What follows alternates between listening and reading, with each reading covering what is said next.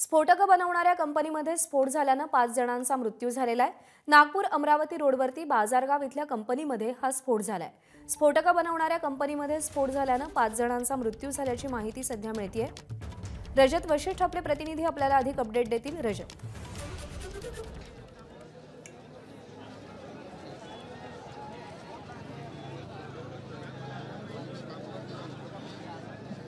रजत, माझा आवाज जर तुमच्यापर्यंत पोहोचत असेल तर सध्या काय परिस्थिती आहे?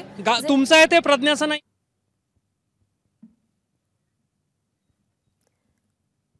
नागपूर अमरावती मधली ही घटना आहे। स्फोटकं बनवणाऱ्या कंपनीमध्ये स्फोट झालाय। यामध्ये 5 जणांचा मृत्यू झालाय। नागपूर अमरावती रोडवर बाजारगाव इथल्या कंपनीमध्ये हा स्फोट झालाय। स्फोटकं बनवणारी ही कंपनी आहे। रजत, जर माझा आवाज तुमच्यापर्यंत पोहोचत असेल तर सध्या परिस्थिती नेमकी काय आहे? किती जण अजून आतमध्ये अडकलेत? जे जखमी झालेत त्यांची प्रकृती कशी आहे?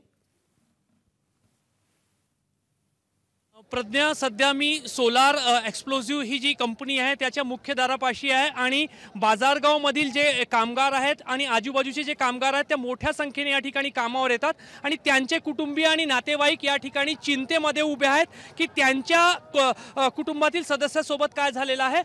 या बाजारगाव मधील जो सोलार एक्सप्लोजिव्ह कंपनी आहे या मुख्य दारापासून आतमध्ये मॅन्युफॅक्चरिंग युनिट आहे आणि तिथे एक CB2 नावाचा प्लांट आहे। त्या इमारतीमध्ये साधारणपणे 9 वाजताच्या सुमारास हा स्फोट झाला आणि जेव्हा स्फोट झाला तेव्हा त्या ठिकाणी मोठ्या संख्येने कामगार जे आहेत ते कार्यरत होते। महिला कर्मचारी त्या ठिकाणी होत्या आणि त्यापैकी जे काही नागपूरच्या पोलीस अधीक्षकांनी आतापर्यंत कन्फर्म केलेलं आहे त्याप्रमाणे 5 कामगारांचा मृत्यू झालेला आहे, तर इतर लोक जे आहेत ते गंभीर जखमी झालेले आहेत। सध्या या ठिकाणी जो मुख्य दार आहे त्या ठिकाणी कामगारांचे नातेवाईक मोठ्या संख्येने आहे आणि परिस्थिती तणावपूर्ण आहे।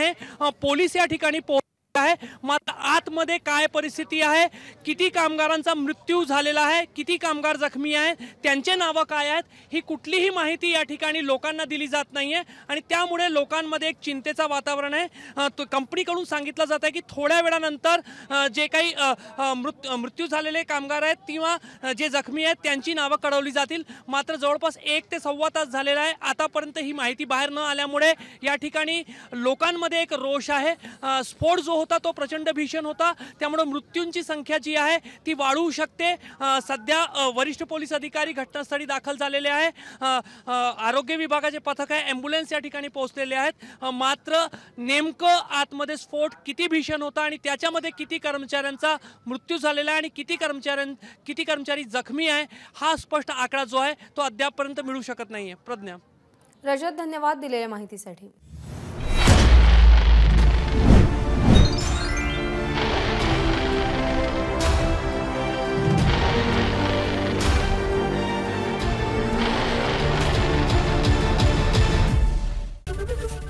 ABP माझा, उघडा डोळे बघा नीट।